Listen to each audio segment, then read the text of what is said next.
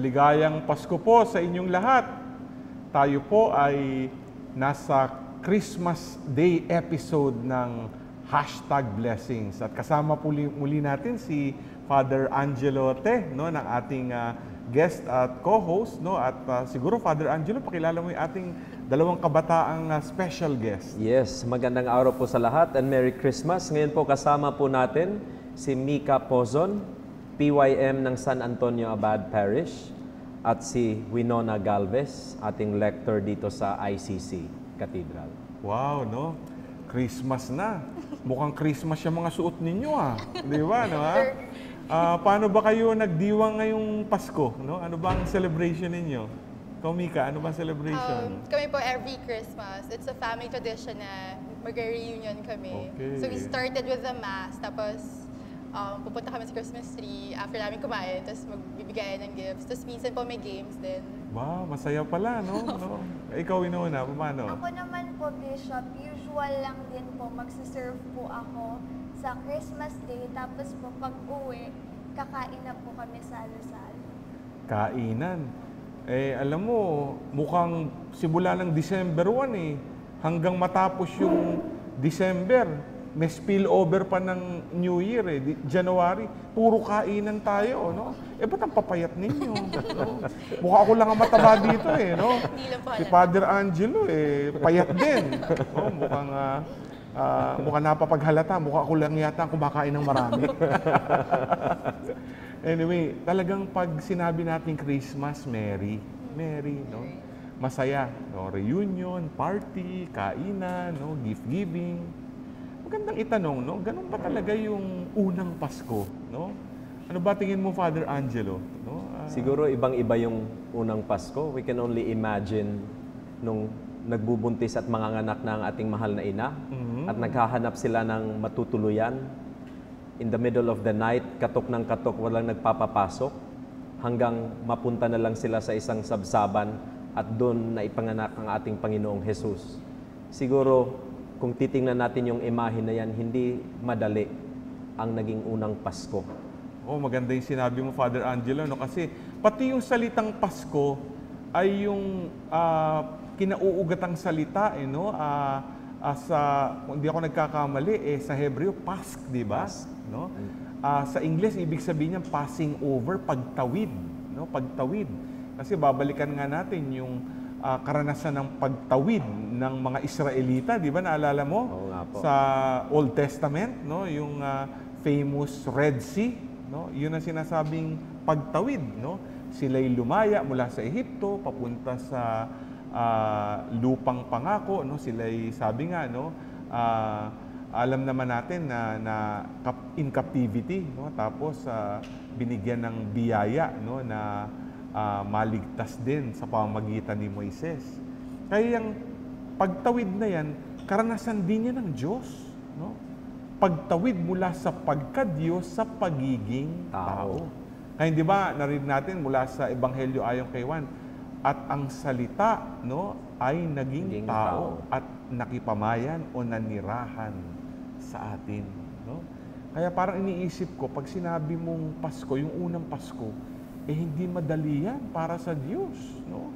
Kaya magandang tignan din, pag sinabing Pasko, meron ding hamon para sa atin na makita sa kahulugan o sa diwa mismo ng Panginoong Hesukristo na nagkatawang tao at nag-alay ng sarili para sa ating kaligtasan. No? Ano ba, meron ba kayong karanasan naman na pwedeng Mary, panloob, pero may sakripisyo din, di ba? Ikaw ba, Mika? Ano ba? Ako po kasi, I think po kasi ang isa sa pinakamahirap pero pinakamagandang choice na ginawa ko sa buhay ko, yung pagpili kay Kristo. Okay. Nung sinabi ko sa sarili ko na kailangan na ako magbagong buhay, gusto ko na maging mas active sa service, gusto ko na totoong ayusin yung buhay ko. Gusto ko talagang ibigay yung sarili ko sa Diyos. Naging mahirap sa akin kasi I'm not used to doing that before. Pero nung pinili ko si Kristo, nag-iba yung buhay ko. Naging mas masaya ako, nagkaroon akong kapayapaan sa puso. Maganda yun, no? Kasi di ba pag may tanilikuran ka, nakasanayan mo, sakripisyo yun, no? So it's a form of letting go of a form of selfishness, no? To become selfless, no, for God, no? Ikaw, Inona, meron ka bang karanasan naman ng ganun din? Masasabi ko pong life-changing po yung paglilingkod ko bilang lector. Kasi po nung mga nakaraang Pasko, talaga pong humihiling ako ng regalo lagi sa mami, daddy at lola ko. Tapos po kapag nagdadasal po ako, laging sarili ko lang po yung pinagdadasal ko. yan. Pero simula po nung naglingkod ako, yung laman na po ng mga panalangin ko ay ang ibang tao. Wow, maganda, no? Meron ka bang karanasan na konkretong-konkreto na medyo nadama mismo na hindi na sarili mo iniisip mo, na nagbibigay ka? Opo, Bishop. Kasi po, ang hinihiling ko na po ay tumulong po kami sa mga taong nasa lansangan. Kasi po nalulungkot akong isipin na kami po masaya sa Noche Buena. Tapos po Ayun, yung oo. iba, wala po silang natitirahan at nagpapasko sa kalsada. So, parang nakikita mo yung pagkakawang gawa, no? Pagkakawang gawa. Maganda yun, Father Angelo, no? Napakagandang marinig yun galing sa ating mga kabataan. Oo. Curious lang nga ako dahil sinasabi ninyo na nag-iba ang inyong buhay nung tinanggap ninyo si Jesus.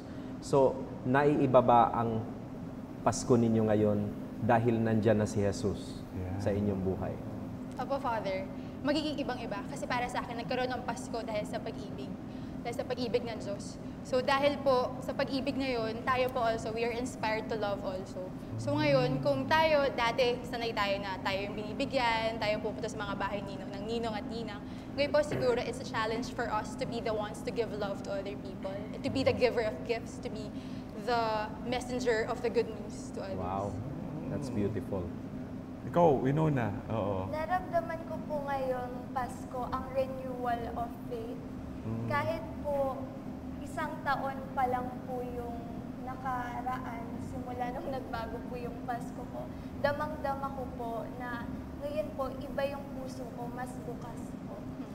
Ang ganda, no? Ang ganda. Kitang-kita natin talaga the true essence of Christmas. That it's not really about receiving the gifts, but about giving, which is what our Lord did, giving His only Son to us. Naisip ko nga, no? Pag Christmas Day, December 25, ay birthday ni Christ. Di ba? Ikaw ba anong birth date mo? November 16. Ikaw? April 22. Ikaw, Father Angelo? January. Oo, ako October 23 ako eh. Malapit ka na pala. January ano ka? Malapit na. Ha? January 25. 25. Wow, 1 month to go. Wow, Yes. Di ba, pag birthday natin, tayo, sabi nga, ay tumatanggap ng mga regalo tsaka mga birthday greetings. Siyempre, birthday ni Jesus. Di ibig sabihin, si Jesus ang celebrant. Tama ba? Yes. Di parang lumalabas, hindi tayo hihingi, tayo magbibigay. Hindi tayo dapat ang tumatanggap. Oo, di ba? Yun eh, no? Kaso nga lang, sabi nga, pag Pasko nandyan yung aguinaldo, ine-expect natin, sa ilalim ng mga Christmas tree natin. Ito, may Christmas tree tayo dyan, no? Di ba, sa mga bahay din natin, nandyan yung pagbubukas ng mga regalo, no? Ine-expect natin. Excited tayo, no? Pero ang birthday celebrant ay si Jesus. So, ibig sabihin, ano ang ibibigay mo kay Jesus? Ano ang ibibigay mo sa Panginoon? Siguro yung magandang topic. Yan ang magandang topic sa ating pagbabalik. Pag-uusapan natin kung ano ba ang magandang maibigay natin sa birthday celebrant ngayong Pasko na si Jesus. Magbabalik po ang ating palatuntunang #blessings. #blessings.